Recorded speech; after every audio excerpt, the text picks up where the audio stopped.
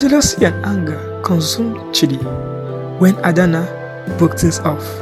He sought vengeance, turned to a sorcerer deep in the remote village of Nigeria. Any man who shared her bed would die by sunrise. All offered the same grim conclusion. The curse was real and it could not be undone. I can't do this again, she whispered to herself. But Emeka's face lingers in her mind, and she wonders if perhaps, just this once, things could be different. The revelation of Adanna's curse hung heavy in the air. Emeka sat in stunned silence, processing what he had just heard. For a moment, neither of them spoke. The sound of the Lagos night filled the space between them.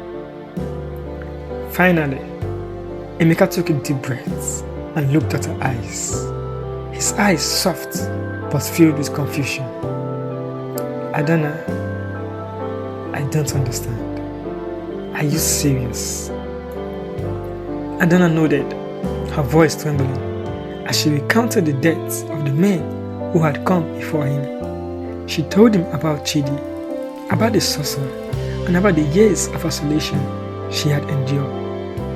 I don't want to hurt you, Emeka. That's why I can't let this go any further. Emeka, ever the optimist, refused to accept it. We can find a way, Adanna. There has to be a solution. Magic can be broken, right? We will figure it out. Adanna's heart swelled with hope, but deep down, she knew the truth. She had tried everything. She had spent years seeking answers, only to find none. But Emeka's determination gave her a glimmer of hope she hadn't felt in years. The next few weeks were a whirlwind. Emeka, true to his words, searched for answers. He visited traditional healers, consulted spiritual guides, and even traveled to the village where Chidi had placed the curse. But each attempt ended in disappointment. The curse was unbreakable. During one visit to a powerful healer, the old woman shook her head sadly. This curse is bound by love and hatred. It is tied to your soul, Adanna. Only through a great sacrifice can it be undone, and even then, there are no guarantees. Despite the grim news, Emeka remained resolute. I don't care, he told her one night as they lay together, wrapped in each other's arms. I love you, Adanna. Even if we can't break the curse, I want to be with you.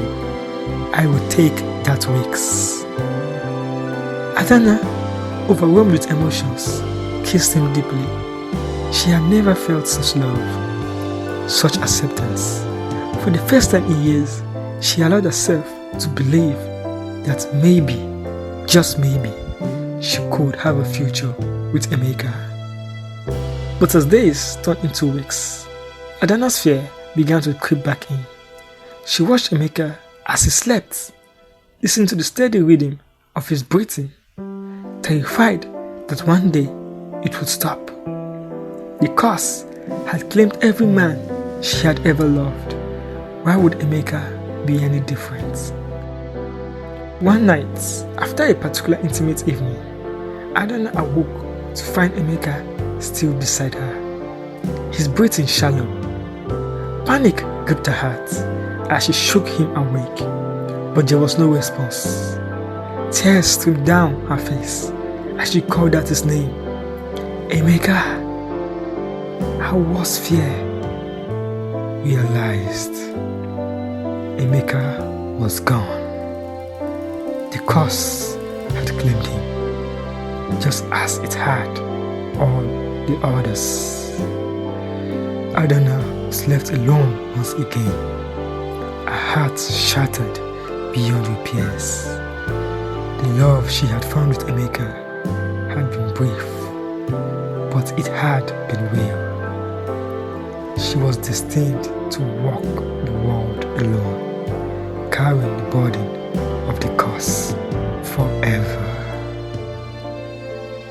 And so the tale of Adanna the woman cursed to kill the man she loved came to a sorrowful end. She vowed never to love again, knowing that the price was so high and her heart too broken to bear it. Thank you so much for watching this amazing tales by Mystic Tales TV at Mystic Tales Africa. We know you enjoyed the story, and don't forget to subscribe if you are new to this channel, because we have lots of amazing tales and stories all piled up for you. You don't want to miss it. Invite your friends, invite your loved ones, and see you in our next video. We love you once more, and till our next video, we say bye bye.